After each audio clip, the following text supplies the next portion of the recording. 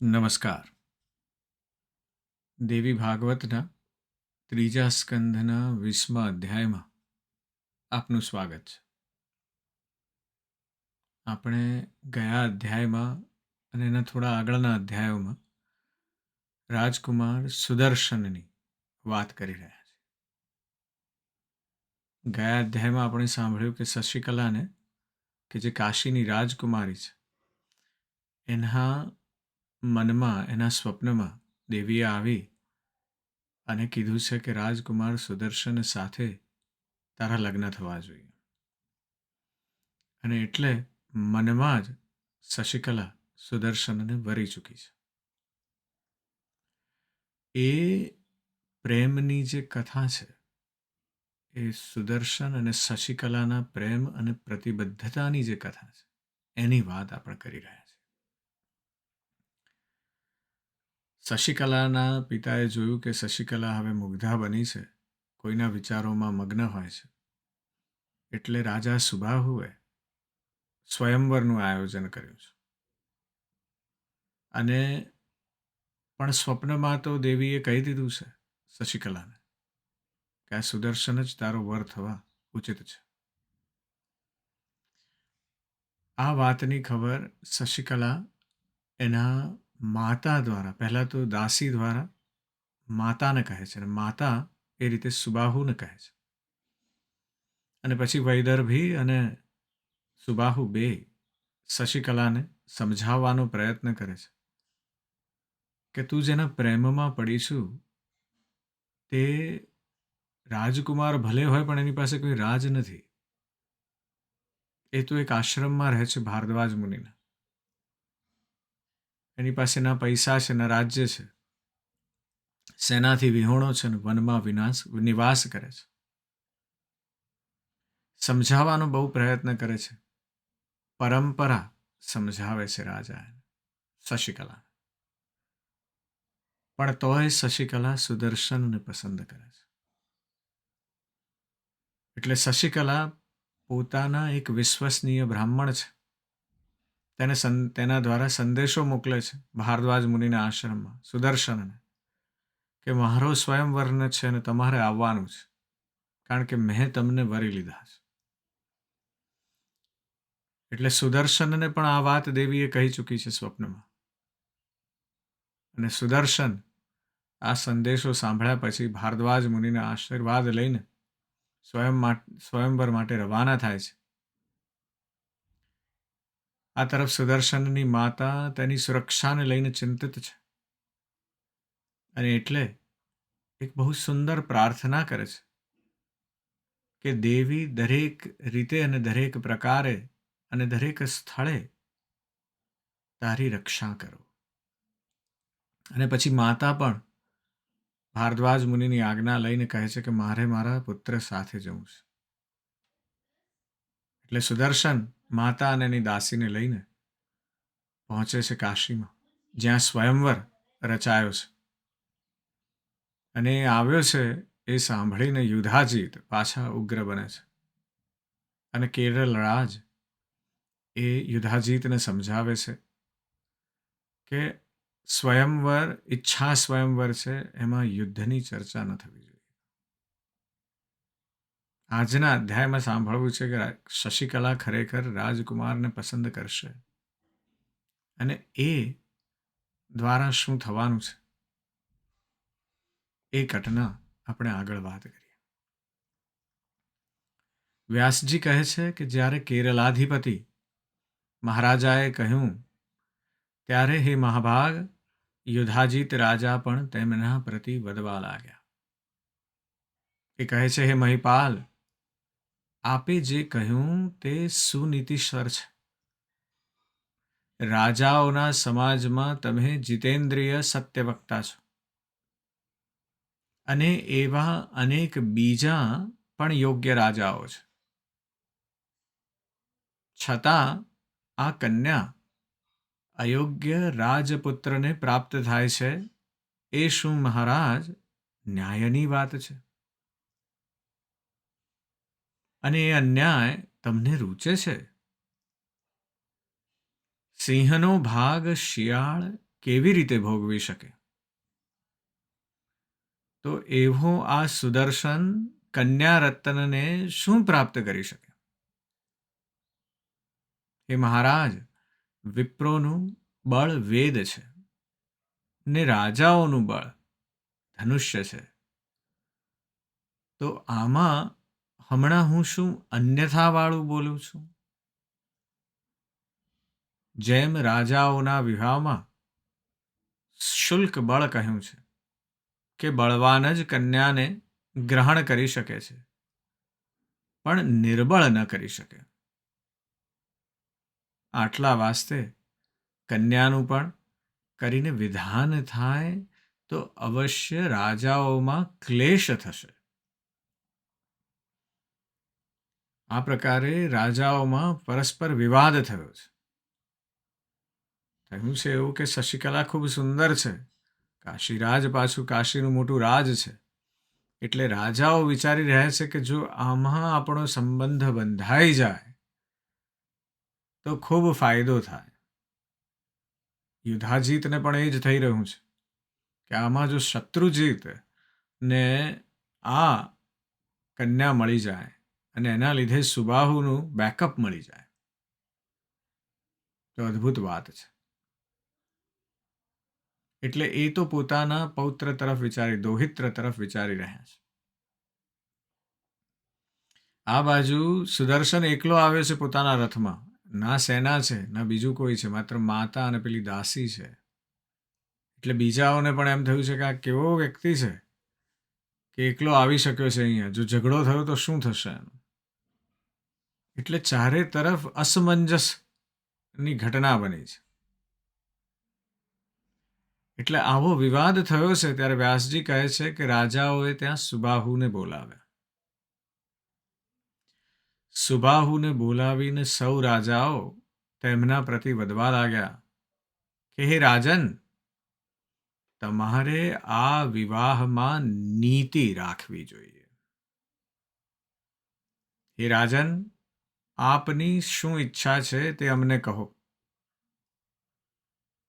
હે રાજન, આપ મનમાં આપની પુત્રી કોને દેવા ચાહો છો? સુબાહુ હવે આવી જવાનું છે બહાર, એણે કહેવું પડશે જે સત્ય છે. એટલે સુબાહુ કહે છે કે મારી પુત્રી મનથી તો સુદર્શન રાજાને વરી છે ને મેં તેને બહુ અટકાવી, છતાં મારા વચનમાં પ્રતીતિ લાવતી જ નથી.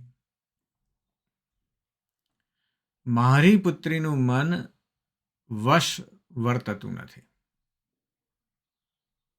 રાજાએ કહી દીધું કે આ મુગ્ધા છે, ટીનેજર છે, હવે મારું સાંભળતી નથી. અને રાજા સુબાહુ કહે છે તેથી કહો હું શું કરું? વળી સુદર્શન પણ નિર્ભય થઈને અહીં એકલો આવ્યો છે.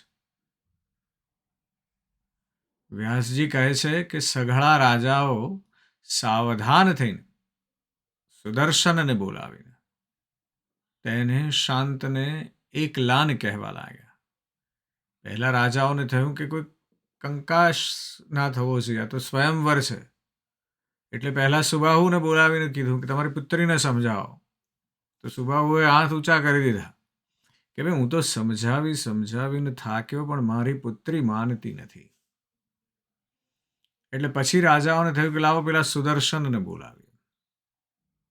એટલે સુદર્શનને બોલાવીને કહેવા લાગ્યા કે હે મહાભાગ રાજપુત્ર, હે સુવ્રત, તમને અહીં કોણે બોલાવ્યા છે? અને આ રાજાઓના સમાજમાં એકલા કેમ આવ્યા છે? સચિવો, સૈન્ય, કોષ કે મોટી સેના તમારી પાસે નથી. હે મહામતે, શા વાસ્તે તમે અહીં આવ્યા છો તે અમને કહો. અહીં તો એકત્ર થયેલા રાજાઓ યુદ્ધ વાસ્તે ઈચ્છા કરનારા છે ને કન્યા વાસ્તે સૈન્ય સહિત તેઓ આવેલા છે. તો તમે શું કરવાની ઈચ્છા રાખો છો? તમને મારવાની ઈચ્છાથી તમારો શુરો ભ્રાતા શત્રુજીત પણ અહીં આવ્યો છે ને તેની સહાયતા કરવા સારું મહાબાહુવાળો યુધાજીત પણ આવ્યો છે. તમારે હવે જવું હોય તો જાઓ ને રહેવું હોય તો રહો. હે રાજેન્દ્ર, જે પથ્ય હતું તે તમને કહ્યું. સેના રહિત તમારે, હે સુવ્રત, જેમ કરવું ઠીક લાગે તેમ કરો. એટલે રાજાઓએ બોલાવીને સુદર્શનને સમજાવે છે, સમજ આપે છે કે ના તમારી પાસે સેના છે ના સચિવ છે, એકલા આવ્યા છો. સુદર્શનને જોઈ રહ્યા છે કે આનાથી સમજે તો સારું, પણ એવું સમજાતો લાગતો નથી. એટલે કહે છે કે પેલો શત્રુજીત પણ સેના લઈને આવ્યો છે અને એના જે દાદા છે નાનાજી યુધાજીત, જેમણે તારા નાનાજીને મારી નાખ્યા છે, વીરસેનને, એ પણ આવ્યા છે અને સેના લઈને આવ્યા છે. તારી હાલત ખરાબ છે એટલે તારે રહેવું હોય તો રહે અને જવું હોય તો જા. જેમ તને ઠીક લાગે તેમ કર. કહેવાનો વાત એ છે કે ભાઈ અહીંયાથી તું નીકળ. તેના જવાબમાં સુદર્શન કહે છે કે બળ, સહાયતા, કોશ, દુર્ગનો આશ્રય, મિત્રો, બંધુજનો, રાજાઓ કે રક્ષકો, એમાંનું કશું પણ મારી પાસે નથી. પણ અહીં સ્વયંવર થાય છે એમ સાંભળી જોવાની ઈચ્છાથી જ હું આવેલો છું. સ્વપ્નમાં મને ભગવતી દેવીએ પ્રેરણા કરી છે, એમાં સંશય નથી. જેથી મારી આમાં કાંઈ ઈચ્છા નથી, પરંતુ ભગવતીએ કેવળ મને કહ્યું છે જેથી તે દેવીને જેમ વિધાન કરવું હશે તેમ થશે, તેમાં સંદેહ નથી. આ સંસારમાં કોઈ પણ શત્રુ નથી ને સર્વત્ર એ ભગવતી દેવી જ જગદીશ્વરી અંબિકા દેખાય છે. એ રાજાઓ, મારી સાથે કોઈ શત્રુતા કરશે તો તેનું શાસન કરનારી અંબિકા છે. જેથી હું શત્રુતાને સમજતો નથી.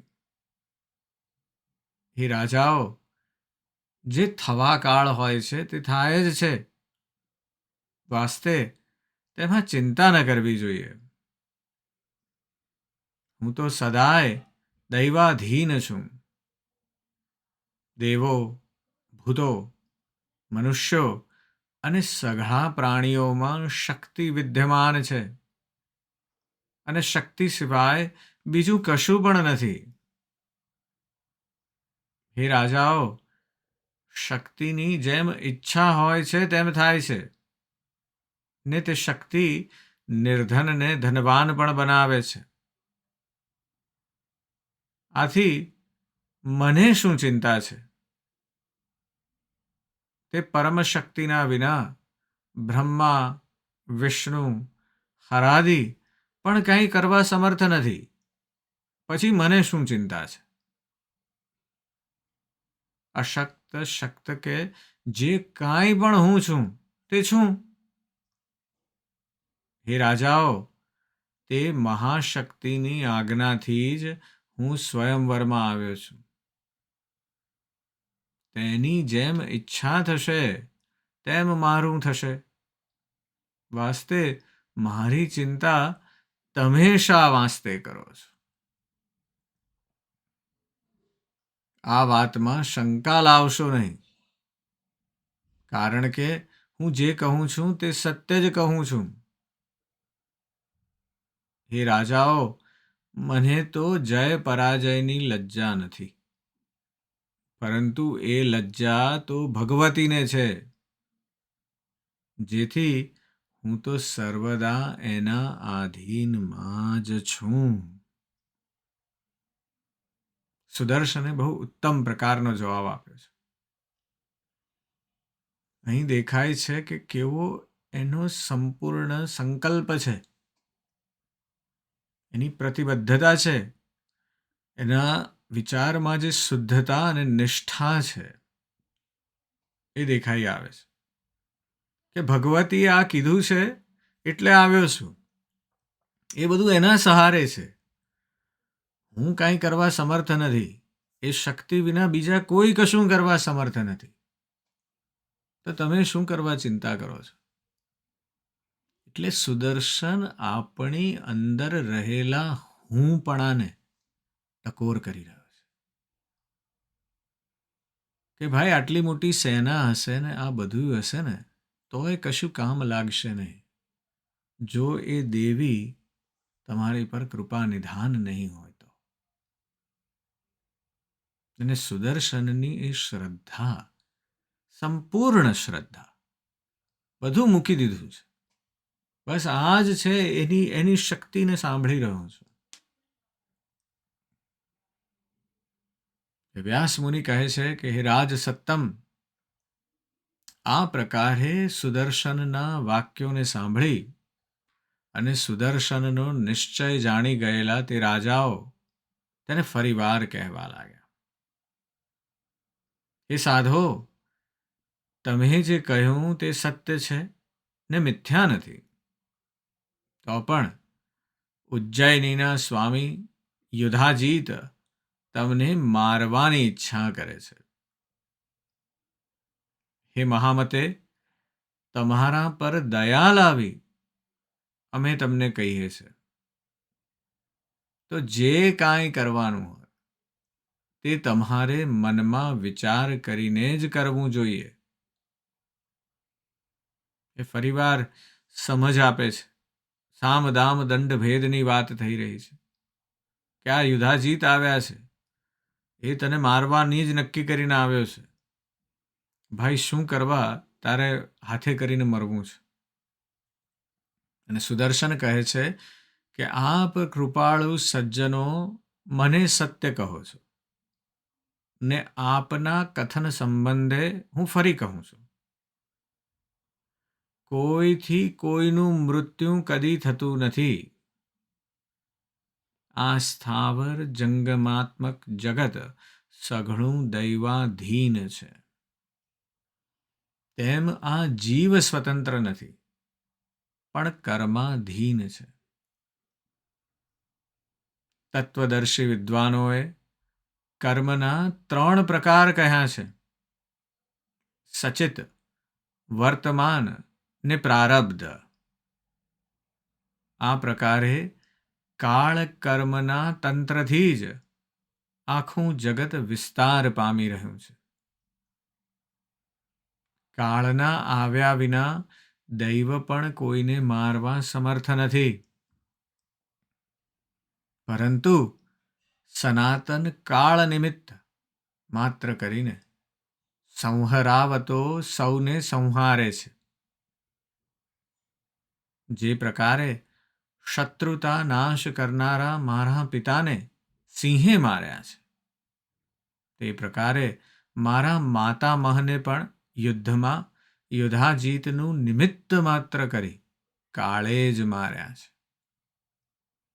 તેથી કોટી યત્નો કરવામાં આવે તો પણ દૈવ યોગથી મૃત્યુ થાય જ છે. અને દૈવની ઈચ્છાથી અરક્ષિત પ્રાણી પણ સહસ્ત્ર વર્ષ પર્યંત જીવે છે. હે ધર્માત્માઓ, યુધાજીતથી હું કોઈ પ્રકારે ડરતો જ નથી. હે રાજાઓ, દૈવને જ પરમ માનીને હું સ્થિતિ કરી રહ્યો છું. નિત્ય પ્રતિ ભગવતીનું જ સ્મરણ હું કરું છું, જેથી તે વિશ્વની દેવી કલ્યાણ કરશે. પૂર્વોપાર્જિત શુભ અથવા અશુભ ભોગો અહીં ભોગવાય છે, જેથી પોતાના કરેલા કર્મોના ભોગથી વિદ્વાનોને શોક સાનો ઘટે. પોતાના કર્મના ફળના યોગથી દુઃખ પામીને જડ મનુષ્ય અલ્પમતિવાળ નિમિત્ત કારણ સાથે વેર કરે છે. આ પ્રકારે હું તો વેર, શોક કે ભયને જાણતો નથી, પરંતુ અહીં રાજાઓના સમાજમાં શંકા વિનાનો આવ્યો છું. ઉત્તમ સ્વયંવરને જોવાની ઈચ્છાવાળો એવો હું ચંડિકા ભગવતીની આજ્ઞાથી આવ્યો છું, જેથી જે ભાવિ હશે તે થશે. મારું પ્રમાણ તો ભગવતીનું છે, જેથી બીજું હું કાંઈ જાણતો નથી. ભગવતીથી કરાયેલું સુખ અથવા દુઃખ જે થવાનું હશે તે તો થશે જ. હે રાજાઓ, યુધાજીત ભલે સુખ પામે, તેમાં મારે કંઈ વેર નથી. મારી સાથે જે વેર કરશે તેને તે પ્રકારનું ફળ મળશે. કોન્ફિડન્સ છે સુદર્શનને દૈવી શક્તિમાં. રાજાઓ કહે છે કે આ યુધાજીત તને મારવા માટે જ આવ્યો છે અને એની પાસે આખી સેના છે. પણ સુદર્શન ભારદ્વાજ મુનિના આશ્રમમાં કર્મ ધર્મ શીખ્યો છે. એટલે રાજાઓને સમજાવે છે. આ નાનો યુવક એ કહે છે કે તમે કહો છો કે ક્યાં કોણ આવી રીતે મને મારી નાખશે. મને કહે છે કે મારા પિતાને પેલા સિંહે મારી નાખ્યા. એમણે કેટલાય બીજાને માર્યા છે, પણ સિંહની સામે મર્યા. કે મારા દાદા પણ જબરજસ્ત હતા, નાનાજી વીરસેન, પણ યુધાજીત નિમિત્ત બન્યા છે. અને એ પ્રમાણે કાળે પોતાનું કામ કર્યું છે. એટલે કહે છે કે દેવીની શક્તિ વિના આ બધું કશું શક્ય જ નથી. તમે ચિંતા કરો માં. જેને મને મારવાનું હશે તો હું અહીંયા મરીશ, પણ જેને ફળ મળવાનું છે એને એ પ્રકારનું ફળ મળશે. મેચ્યોરિટી જબરજસ્ત છે. એટલે વ્યાસ મુનિ કહે છે કે સુદર્શનની વાણી સાંભળીને સર્વે રાજાઓ ત્યાં શાંત અને સંતુષ્ટ બની ગયા, ને સુદર્શન પણ પોતાના આશ્રમમાં જઈને બેઠો. બીજે દિવસે શુભ મુહૂર્તમાં સઘળા રાજાઓને રળિયામણા સ્વયંવર મંડપમાં સુબાહુ રાજાએ આમંત્રિત કર્યા. દિવ્ય પ્રકારના ઉલેચોવાળા મંચો પર તે બધા શોભાયમાન અલંકારવાળા ભૂપતિઓ વિરાજમાન થયા. વિમાનમાં દેવતાઓની જેમ દિવ્ય વેશધારી તે મહારાજાઓ સ્વયંવરમાં દર્શનની ઈચ્છાથી દીપતા એવા તેઓ બેઠા. શશિકળા મંડપમાં ક્યારે આવશે અને આપણામાંથી ભાગ્યશાળી શ્રેષ્ઠ રાજવી પુણ્યશાળીને તે વરમાળા આરોપશે, એમ ચિંતા કરતા તે નૃપો બિરાજમાન થયા. પ્રારબ્ધ યોગે સુદર્શનને વરમાળા પહેરાવશે તો અવશ્ય રાજાઓમાં મહાવિવાદ પ્રગટશે, એમ ચિંતા કરતા તે રાજાઓ મંચ પર બેઠા હતા. રાજાના મંડપમાં વાજિંત્રોનો મહાઘોષ થઈ રહ્યો હતો. પછી મધુ કમળાવાળી ક્ષૌમ વસ્ત્રોવાળી, સ્નાનથી સ્વચ્છ થયેલી, શણગારેલી શશિકલાના પ્રતિ કાશીરાજ સુબાહુ વધવા લાગ્યા. તે વિવાહના ઉપસ્કારોવાળી દિવ્ય લક્ષ્મી સમાન, ચિંતાપરાયણ તથા સુવસ્ત્રવાળી પ્રતિ હાસ્યપૂર્વક રાજાએ કહ્યું કે હે પુત્રી, ઉઠો અને કરમાં માળા ધારણ કરી રાજાઓના મંડપમાં આવો. એ સુમધ્યમે તારા મનમાં ગુણવાન રૂપવાન જે રાજા વસે તેને વરમાળા પહેરા. હે તનવગી, દેશ દેશના રાજાઓ સિંહાસનો પર વિરાજમાન છે. તેમાંથી જેમાં તારી રુચિ હોય તેને તું વર. વ્યાસ મુનિ કહે છે કે પિતાની આવી વાણી સાંભળી તે સુભાષિણી બાળા આ પ્રકારે ધર્મયુક્ત લલિત વાણી બોલી. શશિકલા કહે છે, હે પિતા, હું કોઈ રાજાની દ્રષ્ટિ માર્ગમાં નહીં જાઉં. કારણ કે કામી રાજાઓની દ્રષ્ટિમાં જે સ્ત્રીઓ જાય છે તે બીજી હોય છે.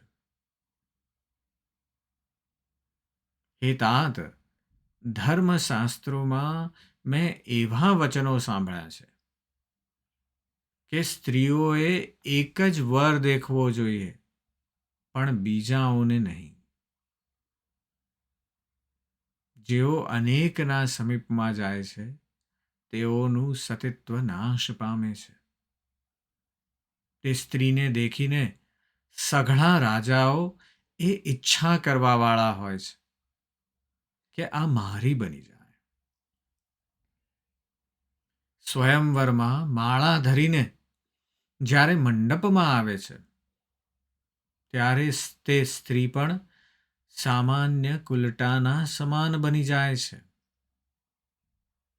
જે પ્રકારે જાર સ્ત્રી બજારોમાં આવી અને અનેક પુરુષોને જોવે છે અને તેઓના ગુણ અગુણનું તોલન પોતાના મનમાં કરે છે, તથા જેમ એક ભાવ વિનાની વૈશ્યા કામીજનોને વૃથા જોયા કરે છે, તે પ્રકારે શું જાર સ્ત્રીઓ સમાન મંડપમાં જઈને હું જાર સ્ત્રીનું કૃત્ય કરું?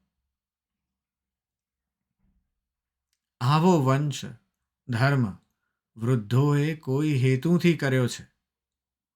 તેનું પાલન આ સમયમાં હું તો નહીં જ કરું. કારણ કે હું તો મનમાં પતિને વરી ચૂકી છું. તેથી હું તો પત્ની વ્રતનું આચરણ કરીશ. પ્રથમ સામાન્યતાથી મનમાં બહુ સંકલ્પો કરીને પછી એકનું વરણ કરી શકાય તો તેવું હું કેવી રીતે કરી શકું? હું તો સર્વાત્માથી પ્રથમ સુદર્શનને વરી ચૂકી છું.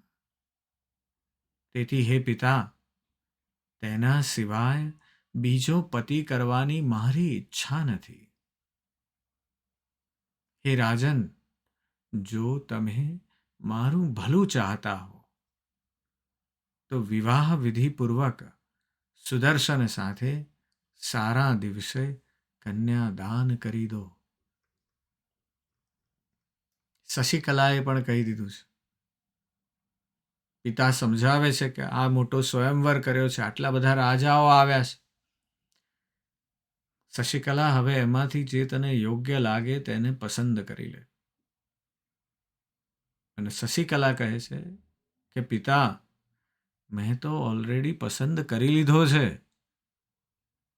હવે મારે બીજા કોઈને પસંદ કરવાની જરૂર જ નથી. અને આ કથા આપણને દેખાડે છે